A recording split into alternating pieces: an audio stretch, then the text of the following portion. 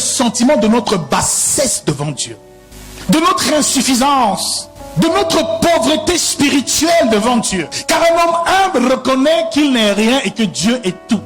Un homme humble reconnaît qu'il est vide et que seul l'Esprit de Dieu peut le remplir. Un homme humble, c'est que tout ce qu'il possède ne vient pas de lui, ni de sa sagesse, de son intelligence, mais de Dieu. L'humilité précède la gloire. Prenons conscience d'une chose en ce jour. C'est que l'humilité, c'est aussi l'absence totale d'orgueil, d'arrogance, de suffisance. L'humilité nous amène permanemment à nous abaisser. Et laissez-moi vous dire une chose, c'est que tout ce que l'homme veut obtenir sur le plan matériel et même sur le plan spirituel, il ne peut l'obtenir que lorsqu'il est humble et il est à genoux devant la face de Dieu. L'humilité te permettra de tout obtenir, car Dieu fait grâce aux humbles. Il bénit les personnes humbles. Si tu veux recevoir des bénédictions spirituelles, recevoir des grâces spirituelles, des dons surnaturels, c'est donc en toute humilité que tu dois s'approcher de ça, dans sa présence. C'est pas d'égal à égal qu'on parle à Dieu, mais c'est les genoux au sol. Bien aimé, c'est les genoux au sol. On se prosterne toujours devant son Seigneur. L'humilité te permettra d'atteindre les hauteurs. L'humilité te permettra de t'élever. Et Jésus a emprunté le même chemin. Car de riche qu'il était, il s'est appauvri. De Dieu qu'il était, il a revêtu un vêtement d'homme. Il s'est humilié. Lui, de Dieu qu'il est venu prendre une forme humaine, c'est s'humilier, c'est s'abaisser. La Bible déclare que c'est pour ça que Dieu l'a souverainement élevé et qui porte un nom qui est au-dessus de tout nom. Celui qui s'abaisse, celui qui sait s'abaisser, celui qui sait s'humilier, Dieu l'élèvera toujours au nom de Jésus-Christ. L'humilité nous évite des épreuves. Car un homme humble, Dieu le trouve intègre. Est un homme selon le cœur de Dieu. L'humilité, c'est la qualité de tout serviteur que Dieu veut utiliser pour une mission.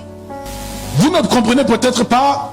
Dans Genèse chapitre 37, la Bible déclare que Joseph était haï par ses frères à cause d'une vision qu'il a eue.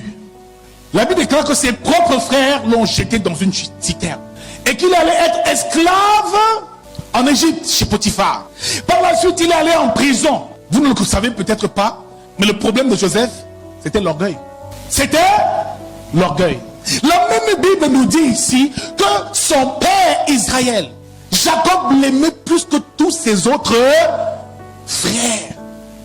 Et lui avait confectionné une tunique de multiples couleurs, dont à la maison Joseph était le prince. Alléluia.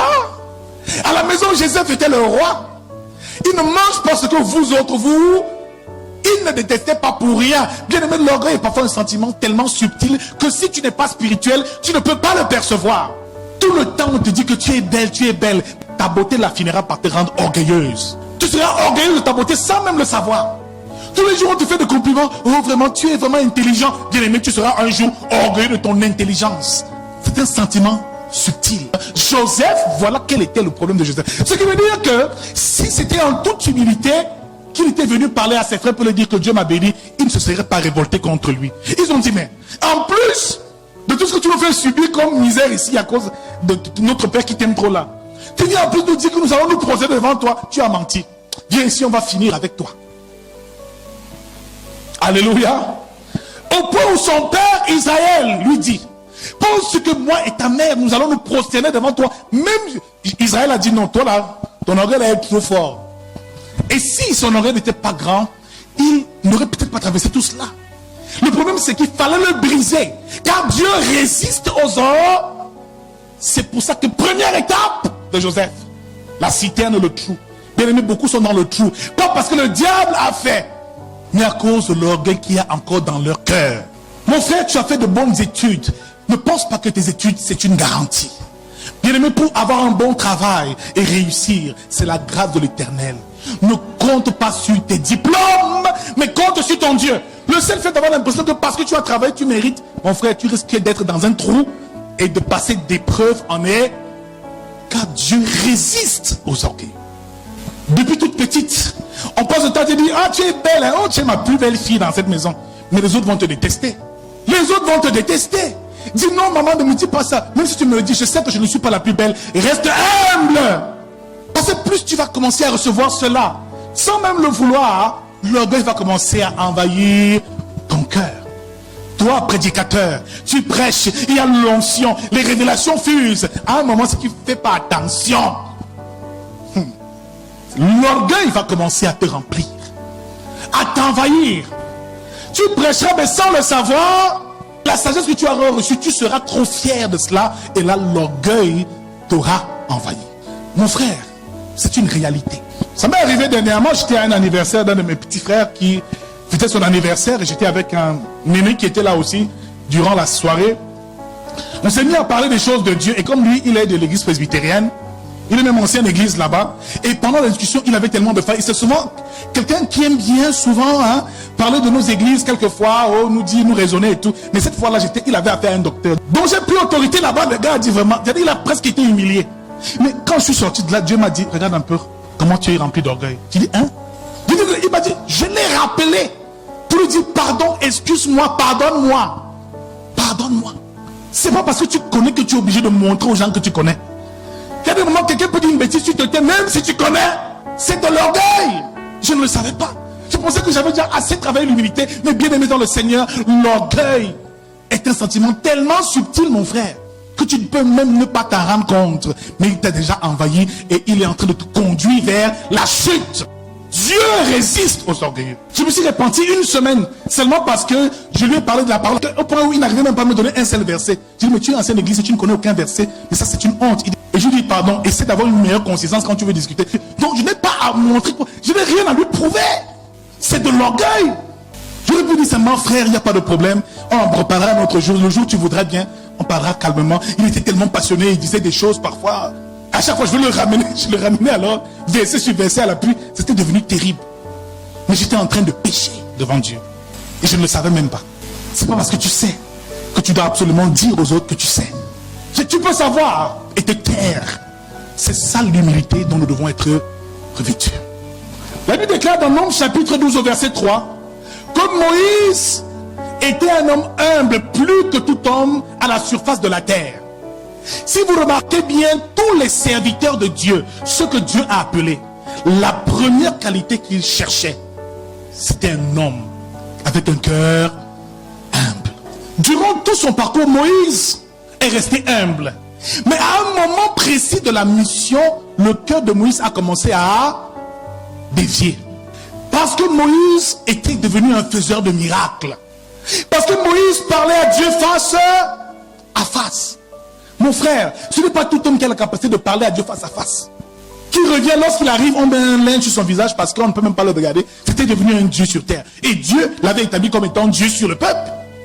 Et Aaron était le prophète, son interprète. Il dit, Dieu, toi tu seras Dieu pour Pharaon et Aaron sera ton interprète. Je parle à mon serviteur face à face. Je me révèle à lui sans détour. Au point où pour lui, il a frappé Marie de lèpre. Parce qu'elle a murmuré contre le serviteur de Dieu. Alléluia. Moïse avait beaucoup reçu. Il déclare qu'à la fin du parcours, avant d'entrer à Canaan, Dieu donne l'instruction à Moïse. Comme le peuple a besoin d'eau, frappe par le rocher, de ce rocher de l'eau jaillira. Moïse lève le bras, il n'en fait qu'à sa tête et parle avec colère, il frappe le rocher sort de l'eau. Il n'a pas parlé au rocher, il a frappé. Il a donc des eaux pays. Seulement pour cela, il n'est pas entré à Canaan, la terre promise. Il a perdu malgré toutes les batailles qu'il a remportées avec le Seigneur. Il a été déshonoré à la dernière minute, frère.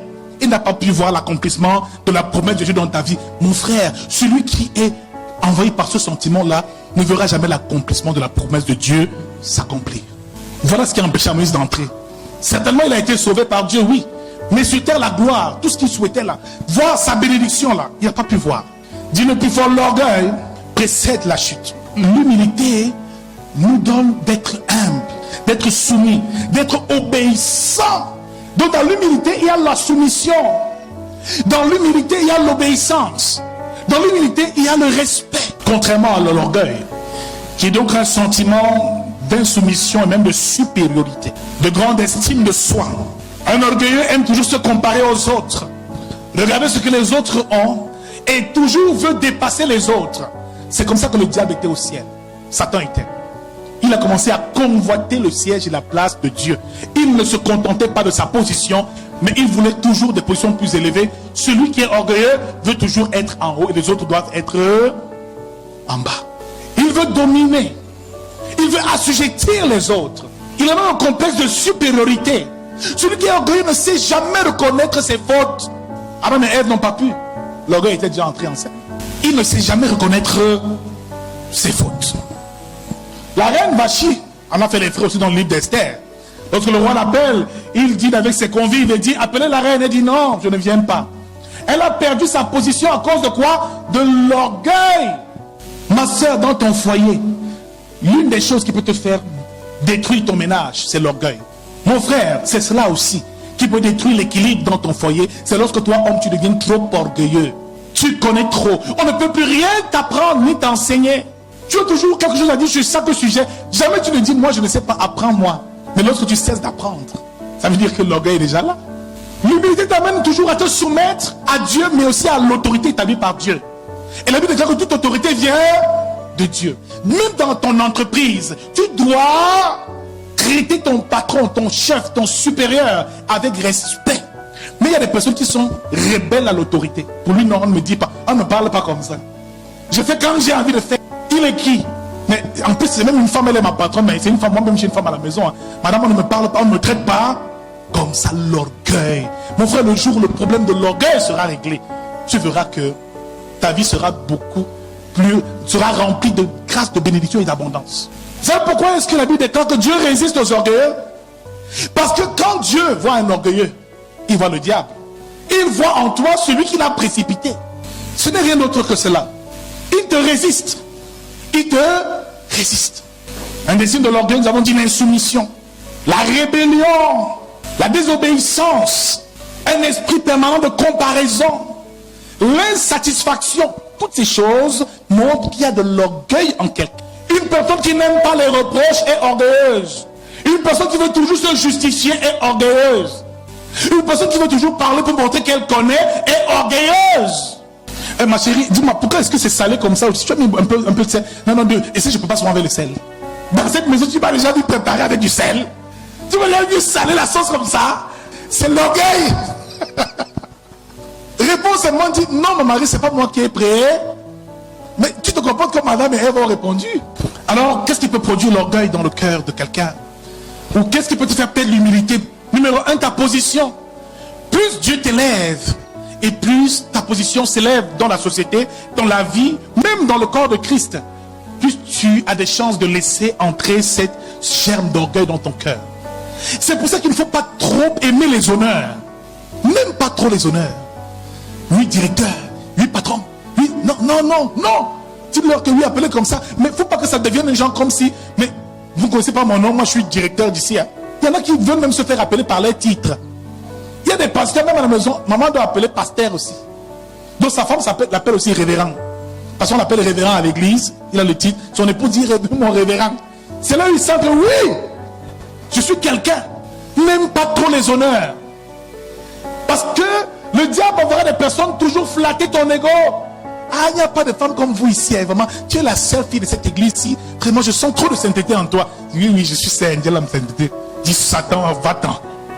Non, vraiment, maman pasteur, vraiment, depuis que je suis dans cette église, j'ai jamais vu maman pasteur comme ça. Hein. Toujours simple. Elle aime même la modération. Ah oui, je suis vraiment simple.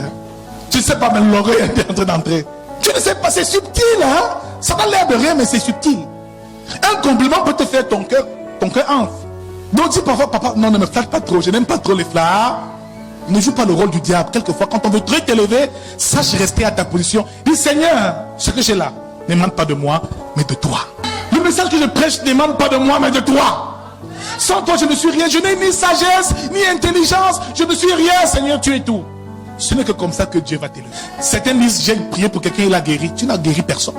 C'est Dieu qui t'a utilisé pour le guérir.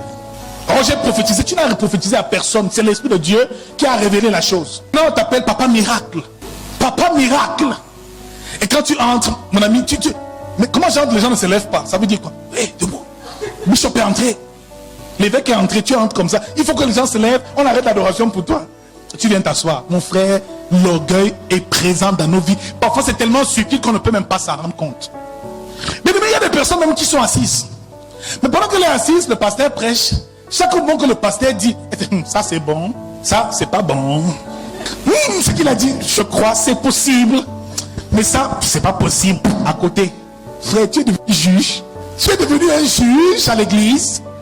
Maintenant, va éprouver les écritures, rassure-toi. Maintenant, même si le pasteur a fait erreur, remets à Seigneur, instruis-le. Ou alors viens humblement voir le pasteur et dire que papa c'est ça. Mais il faut voir derrière. C'est quand il y a 15 ans de foi ou 20 ans. Tu dis, ah, il a déjà dit Z.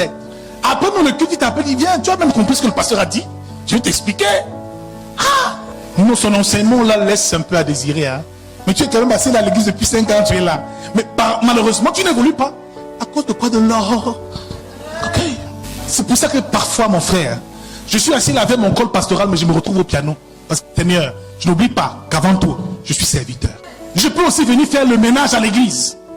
Je suis d'abord un enfant de Dieu avant d'être pasteur. Dans la marche, n'oublie pas cela. C'est le seul moyen pour toi de maintenir la grâce que tu as reçue. C'est le seul moyen de la maintenir, de maintenir cette grâce. Sinon, tu vas la perdre et Dieu va te résister. Proverbe 18, verset 12. Avant la ruine, le cœur de l'homme s'élève, mais l'humilité précède la gloire. Donc avant ta chute, mon frère, ton cœur va s'élever. Quand tu seras dans un domaine et tu seras déjà devenu trop fier. Je suis trop expert en sciences. Je suis trop expert peut-être en, je sais pas, une discipline quelconque. C'est à ce moment-là que ta chute va venir et va arriver. Sache t'humilier, dis à quelqu'un, sache t'humilier. Mais maintenant, l'humilité a tellement d'avantages. Et voyez-vous comment est-ce que Jonathan, le fils du roi Saül, était humble. Saül lui-même n'a pas fait preuve d'humilité. À un moment, quand Samuel a oint le roi Saül, Saül a commencé à faire ce qu'il voulait. Au lieu de dévouer les Amalécites par interdit, mais il n'en fait qu'à sa tête. Le prophète ne peut même plus rien te dire. Tu es déjà devenu trop puissant. Amen. Samuel lui dit, n'est-ce pas moi qui t'ai oint? Dieu demande de décimer ce peuple-là. Maintenant, Saül dit que je vais le faire, mais il fait comme il veut. Donc, il y a des choses, lorsqu'on te donne un ordre, il faut le faire comme on t'a dit. Ne fais pas comme toi tu veux. Maman te dit, fais telle chose. Tu dis, oui, je vais faire. Mais quand tu fais à ta manière, comme tu veux. Pas comme elle a voulu, c'est de l'orgueil.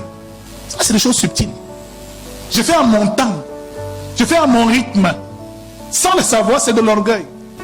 Mais la Bible déclare que Jonathan aimait David comme son âme. Donc, David, tel qu'il le voyait, n'était pas son rival. Mais Jonathan, lui qui est fils de roi, qui devait hériter de la couronne, a accepté de s'abaisser. Lorsqu'il a rencontré le roi David, il lui a donné sa tunique, son épée, sa lance, sa flèche, son javelot, tout ce qu'il avait comme attribut royal, il a donné à David parce qu'il a vu en lui la grandeur. Celui qui est humble élève permanemment les autres. Celui qui est humble n'essaie pas d'abaisser les autres. Il voit le potentiel qu'ils ont et il fait tout pour que ces gens-là s'élèvent aussi et atteignent son niveau et soient plus grands. C'est pour ça que Jésus s'est humilié afin de nous élever. Et il dit, celui qui croit en moi fera des œuvres encore plus grandes que celles que j'ai faites. Parce que Jésus savait qu'il est venu s'abaisser pour nous élever. Voilà pourquoi Jonathan et David, c'était une relation spéciale. Des choses qui conduisent à l'orgueil, l'argent, le pouvoir. Toutes ces choses-là, plus on est rempli d'argent et on a une certaine aisance financière, moins on peut se rabaisser à faire un certain nombre de choses. C'est difficile de quitter de sa belle voiture et de descendre manger les beignets haricots bouillis au Carrefour, Sam. C'est très difficile. Laissez-moi vous dire, c'est pas facile. Il y a un genre de position là, ce n'est plus évident. Mais quelquefois, quand tu dois trop élevé, non, mon frère, redescends parce que tu sais où Dieu t'emmène. Un jour, le pasteur, dans une église au Nigeria, s'est mis à menacer une jeune sœur. Et ici, toi tu as une même nouvelle ici. C'est quelle façon d'essuyer le sol ça? Ici, moi, pas ici. Le pasteur était très orgueilleux. Cette dame a essuyé. Elle était nouvelle à l'église. Dès qu'elle termine d'essuyer le sol de l'église, de faire le ménage, elle rentre. Il lui tend un billet de 1000 francs. Que tiens, ma soeur, prends le taxi. Vraiment, tu as bien travaillé. Hein? C'est comme ça que Dieu aime ce genre de fidèles. Les chrétiens qui bossent. Elle dit, merci, pasteur. Maintenant, le pasteur sortait. Il monte sur sa moto pour démarrer. Il voit la soeur ouvrir un gros 4x4. Prendre son seau, son balai. Il redescend de la moto. Il redescend de la moto. Il dit, maman, c'est ta voiture. Elle lui dit, oui, c'est ma voiture. Ouais, et tu viens ici, et Seigneur, c'est nous qu'elle a fait ça. Mais viens, je te reçois au bureau, et dit non, c'est pas nécessaire. Comment vous pouvez venir sur le... Il dit non, c'est ce que Dieu me met à cœur. Je vais faire le ménage, parce que ça me rappelle à quel point je ne suis qu'un enfant aux yeux de mon Dieu. Donc il y a parfois des choses où tu t'humilies exprès pour te rappeler, te souvenir que ça là, je suis peut-être pasteur, bishop des nations, mais il faut que je vienne essuyer la maison de mon père, parce qu'avant tout je ne suis qu'un enfant. C'est le seul moyen pour maintenir ma position. La connaissance rend orgueilleux. Nous avons dit les honneurs rendent orgueilleux. Maintenant, avant de nous séparer, laissez-moi vous dire qu'il y a plusieurs formes d'humilité. Il y a la bonne humilité, et il y a aussi la fausse humilité, nous le savons. Il y a des personnes qui sont humbles seulement d'apparence, mais l'orgueil est dans le cœur. Tu l'appelles dans ton bureau, oui patron, oui patron. Dès que tu sors le salopard là, il m'a envoyé. Je ne sais pas si tu as jamais vécu ça. Donc, en sortant tout ça un murmure, tu donnes une instruction, oui chef, oui chef, oui chef, oui chef.